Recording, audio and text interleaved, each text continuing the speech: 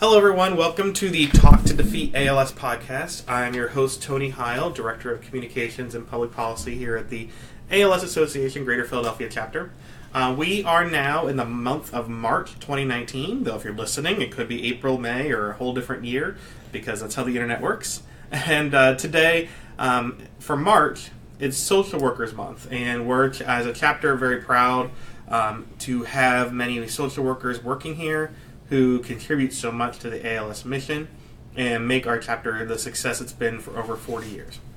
Before we get into my discussion today with Wendy Barnes, social worker with the chapter, I advise you to go to our website, alsphiladelphia.org, to learn more about where you can access our care services, talk to the people at the clinics, learn where our clinics are. You can also donate there, volunteer, become an advocate. You can do everything you need on our website, alsphiladelphia.org.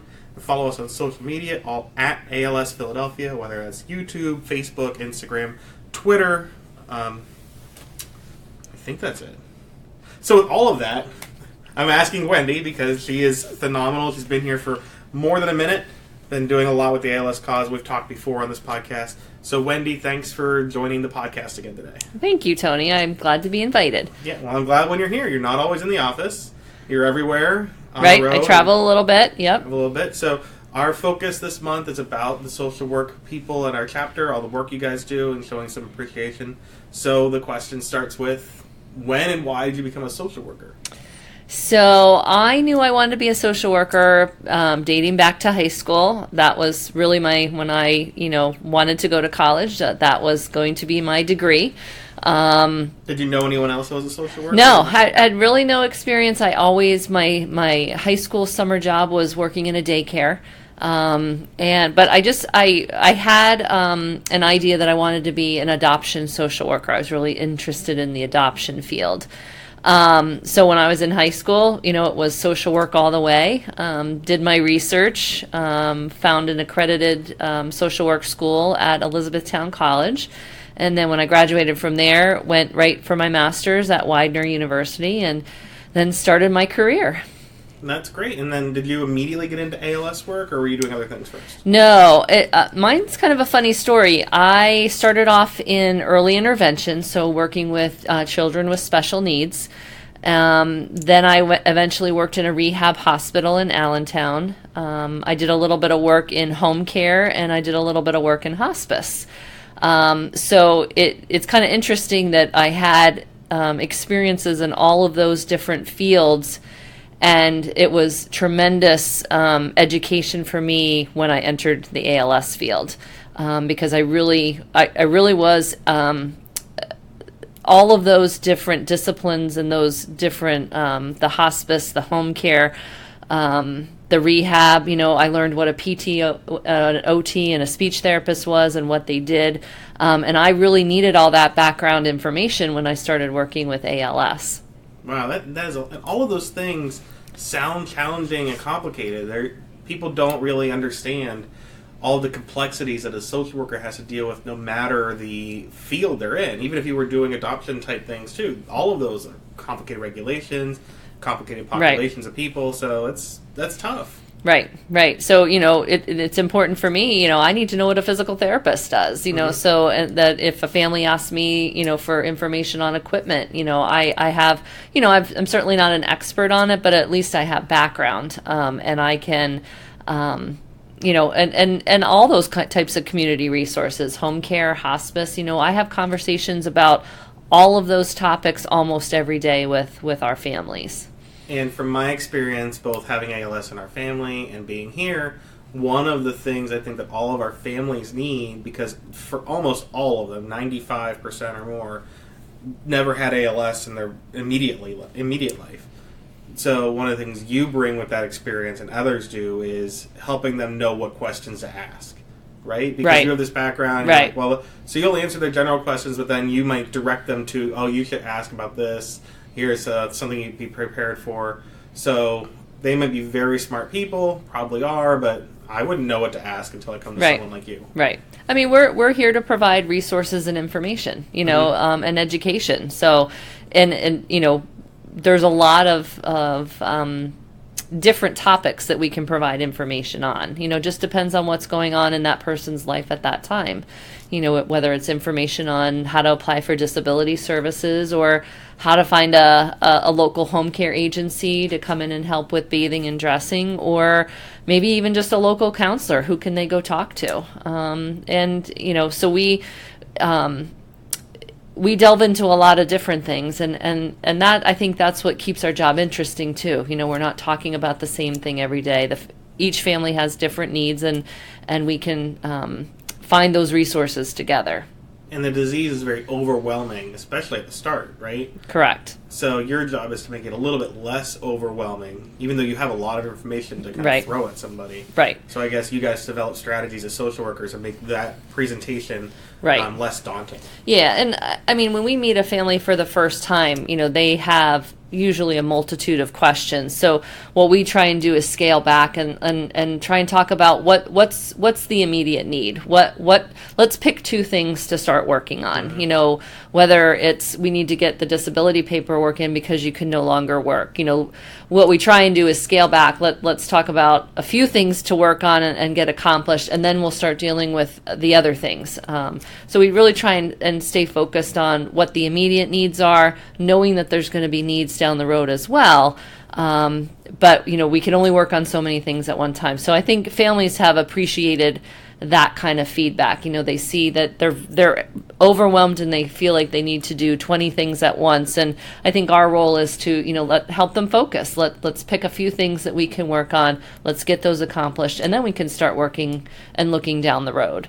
As another social worker said, Melissa Call, and as you're saying, it brings it to mind, you guys are problem solvers, first and foremost, all the time. So we know why your wide breadth of experience makes you good at this and what a social worker does with the chapter, but you started with the ALS Association and with ALS in general over 15 years ago, right? Yeah, back in 2000, I was working at Good Shepherd Rehab Hospital, and I was just working in rehab, nothing to do with ALS, and there was an actual ALS support group that was held at Good Shepherd, and the social worker that was running the group was leaving, and I was the last social worker hired in the rehab hospital, so I was low man on the totem pole, and they said, we want you to run this group. Well, I had no experience with ALS. Fortunately for me, the nurse that co-facilitated the group had been working at Good Shepherd in the MDA clinic. And so she had a wealth of knowledge about ALS. I walked into my first group knowing nothing, but she taught me everything I needed to know. I listened, for, I would say, maybe, for months. I just listened to her and I listened to the families, and that's how I learned. And so I'm into my 19th year of running a group in the Lehigh Valley. And then from running that group, you ended up working for the chapter after. Right. So when I was still employed at Good Shepherd, I was contracted with to run the group. Eventually, they asked me to start doing some home visits. Because our families are so spread out over 3 states, they needed somebody to do home visits in the Lehigh Valley. Gratefully, I was thankful to be asked.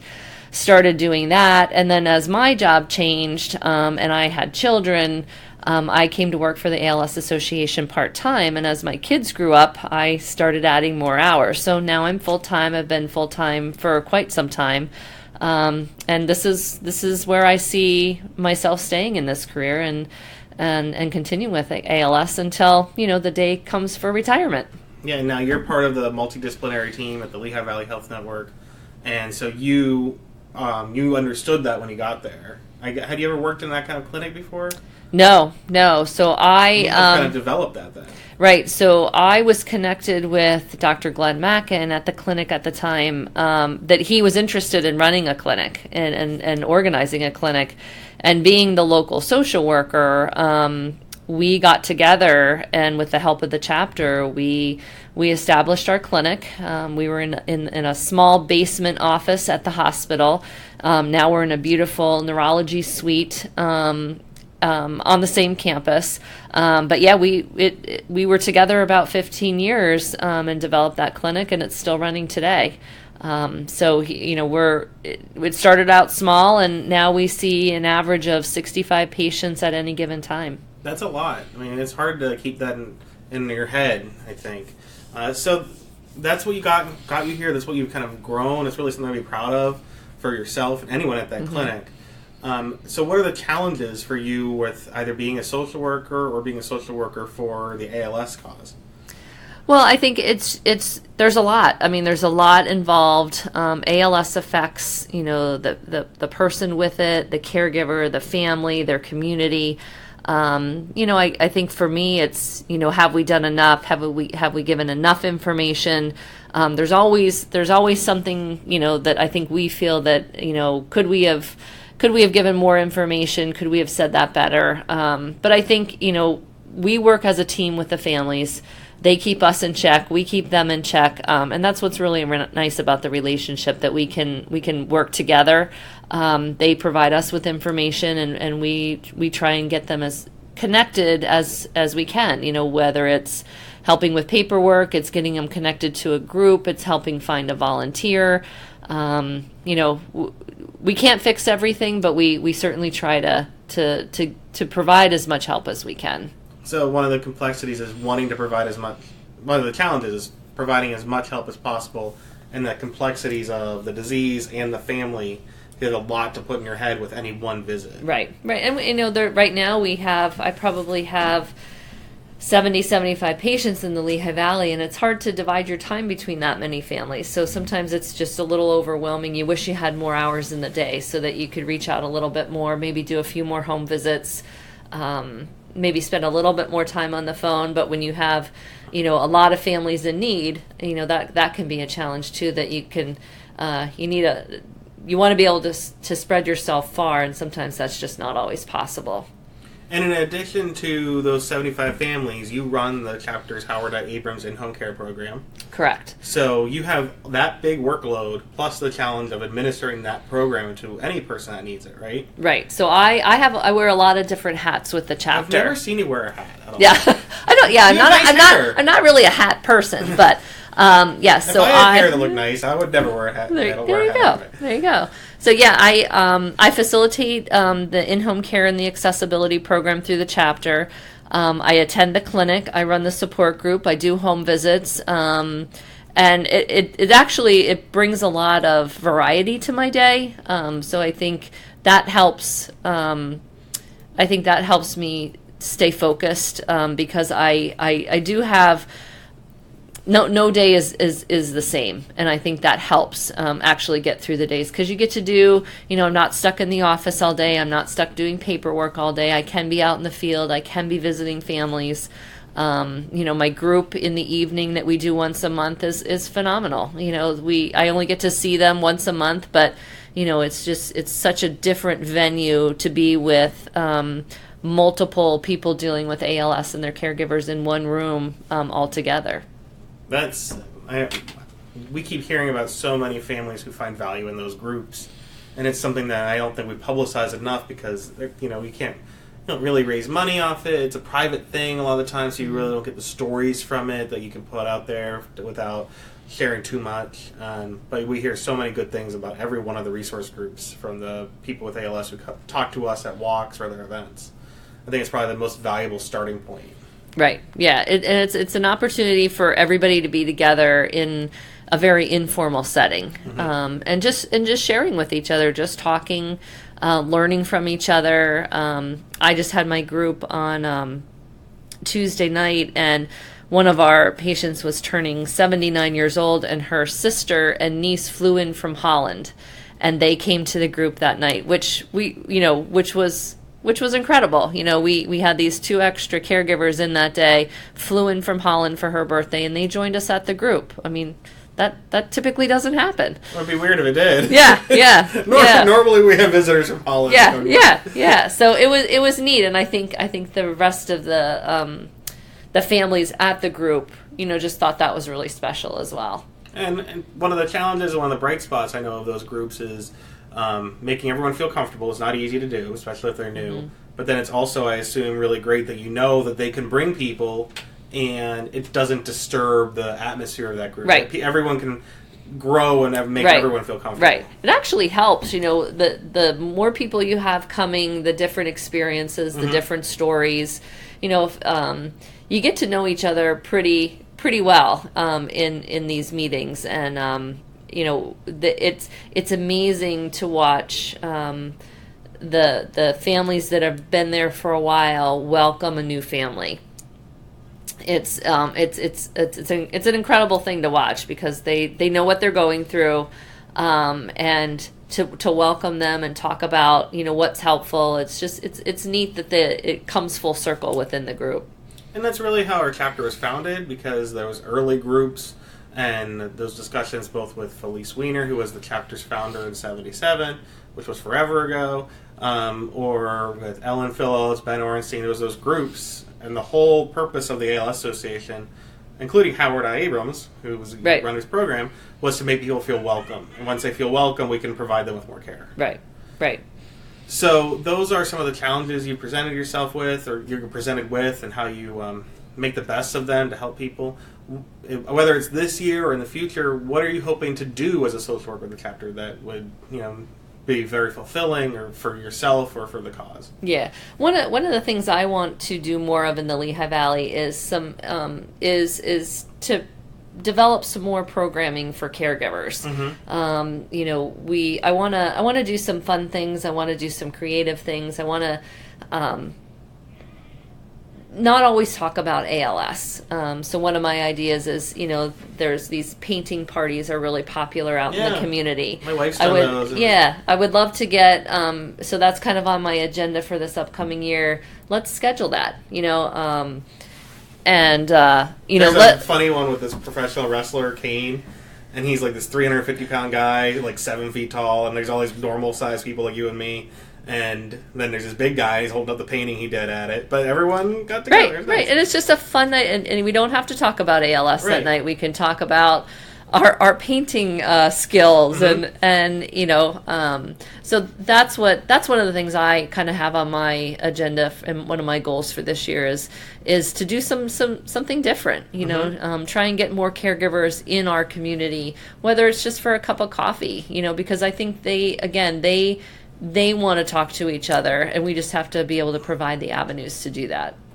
Yeah, that's a really great thing. That helps with the walk, too, with all those things, because you build a community. It helps with the Walk and Defeat ALS and other events.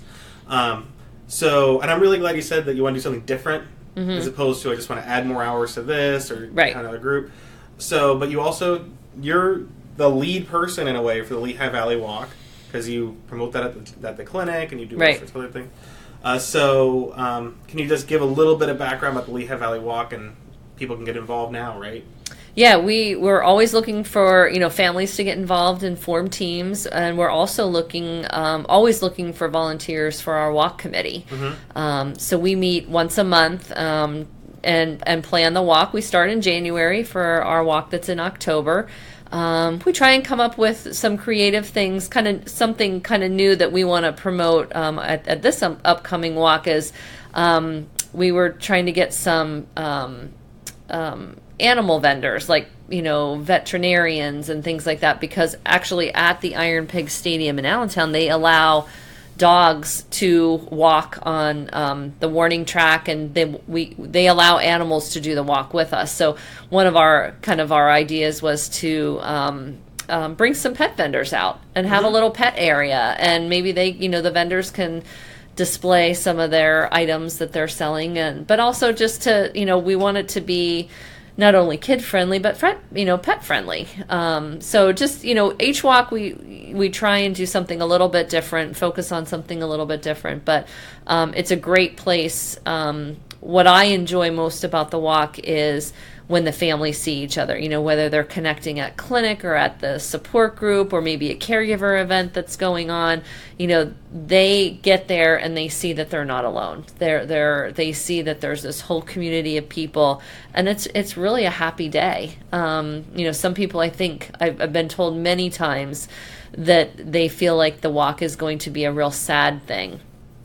And afterwards they'll tell me it was nothing like that, that it was a feel good day. A lot of our families have picnics at their homes afterward. It's kind of a party day for them, to celebrate, being with each other and remembering those that we've lost. And it's a really great day. And we typically have great weather in October. So we welcome anybody that's interested can reach out to me or Tony, and we'll get you information. But we're always looking for new and fresh ideas. Yeah, you can go to our website, www.alsphiladelphia.org. There's a walk button there to click. And then your email is? Wendy at alsphiladelphia.org. I didn't want to step over you and say it for you. And it's also, I've had some sad experiences at any event because I recognize where someone's at in the disease, but I've never been to a sad walk at any of them. I've been to dozens of them now. Mm-hmm. Even when someone has just passed away, which is terrible, it is a bonding experience. People get together nicely. And it's really good as a social worker. The social workers all get involved in all the walks in some way, shape, or form. Yep. And you get to see people at their best on those days. Yeah, we have hospice social workers that come. We have the clinic social workers that come. It's really neat for me to be able to connect with other socials. We have multiple social workers at the chapter, at the clinics, and we need each other. Part of Social Work Month is getting together with each other, and it's nice to have that support system out there. So I tap into social workers in the community all the time just to brainstorm, get a cup of coffee, talk about our own lives. You really do develop a bond because we have the same vision. So, well, that's a nice transition to the last part of this in terms of, because we talked about why you became a social worker, why you joined the chapter, some of the challenges of the complexities of the disease in your job, what you're hoping to do things differently, which is exciting because it's hard to do that. And now you're talking about why social work is valuable, and maybe also what kind of resources you might know of that can help people who either want to be social workers or who are social workers. Yeah, I mean, what's nice about the social work field is there are so many different roads that you can take. I wanted to be adoption and ended up, spending my whole career in the medical, as a medical social worker. I did an internship in college in adoption, thought that's what I wanted to do. But once I had the experiences I did with the jobs that I had, medical social work was for me. You can get involved in research as a social worker, work in a hospital setting. There's just so many different ways and areas in the social work field that you can get into. It might be one-on-one counseling. It could be. So, you may have a strong interest in one area, but not in another, and you can really lead yourself to what you enjoy. So those are some ways that people can think about what they can do as a social worker.